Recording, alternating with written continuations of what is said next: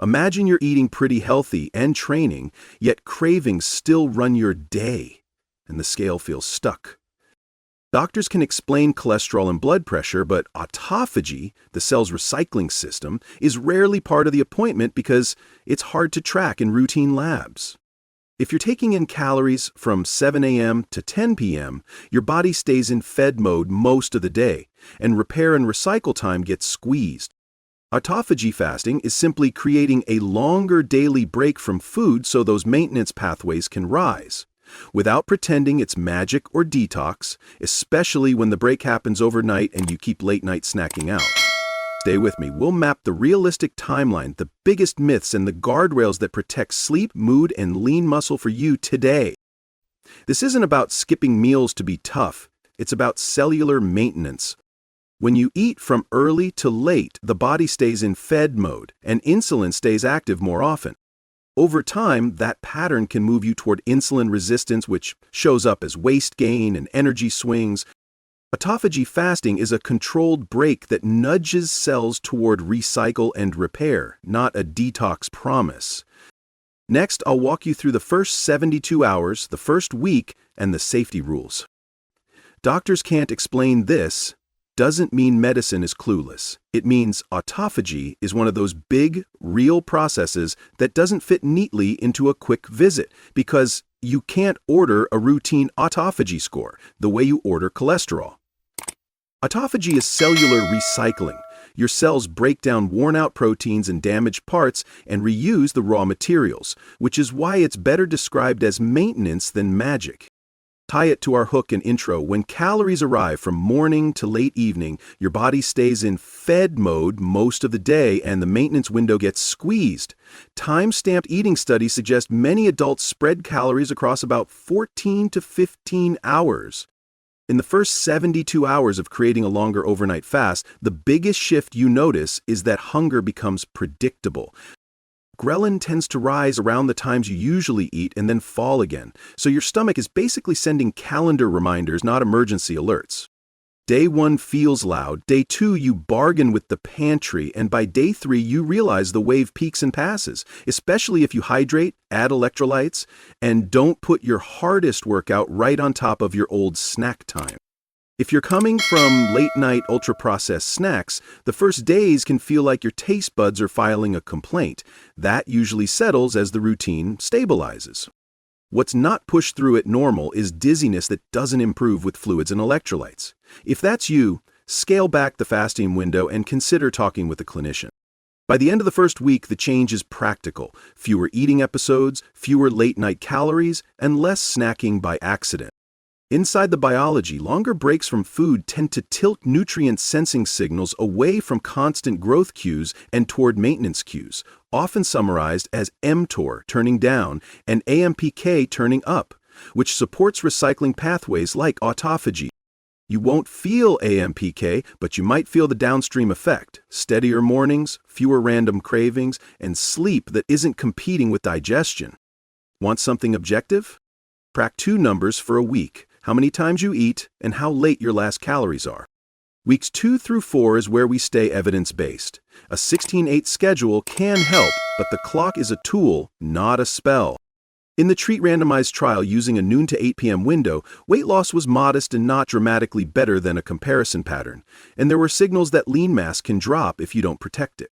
Translation: fasting all morning doesn't buy you a free pass to treat dinner like an all-you-can-eat audition. Also, ketones are not a guaranteed autophagy badge. They can rise during fasting, but they don't tell you exactly what your cells are recycling in every tissue. The safer version is boring. Break the fast with protein and fiber, eat a real meal, and lift a few days a week so your body has a reason to keep muscle while you lose fat. By about a month, the most common visible change isn't a dramatic scale drop. It's a calmer appetite and a waist that starts to respond when the late-night calories stop sneaking in.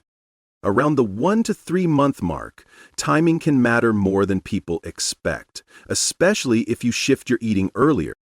In an early time-restricted feeding study in men with prediabetes, finishing meals earlier improved insulin sensitivity and blood pressure even without weight loss, which is a fancy way of saying your metabolism often handles food better earlier than later. This is also when people report the most relatable wins: fewer afternoon crashes, less reflux at night, and cravings that feel smaller instead of louder. Now, what about autophagy itself in humans? We have to stay humble. It's easier to prove in lab and animal models than in free-living humans. The field is legitimate enough that autophagy research earned a Nobel Prize in Physiology or Medicine in 2016, but the internet still oversells the idea that it's a stopwatch you can hack perfectly. But we do have human signals. Prolonged daily fasting models in people, Ramadan-style fasting is a common example, have reported time-dependent shifts in markers and gene expression linked to autophagy and inflammation. More directly, newer work has measured physiological autophagic flux in human immune cells and reported increases after months of intermittent time-restricted eating compared with standard care. Zoom out to 6 months to a year, and the least sexy truth becomes the most useful. In large evidence syntheses, intermittent fasting tends to perform similarly to traditional calorie restriction on average, and the advantage often comes from adherence. In plain English, the best plan is the one you can repeat on a boring Tuesday. If an overnight fast helps you stop feeding the hotel all day, especially those late-night snack check-ins, you give your body more consistent time for maintenance, and you make overeating harder to do by accident. Guardrails so this helps. Instead of backfiring, start with 12 hours overnight, move to 14, and only try 16 if sleep, mood, and training stay solid. Keep late-night eating rare, prioritize protein, and strength train. And remember, longer isn't always better. If a stricter window wrecks sleep, triggers binges, or kills training, it's not a win.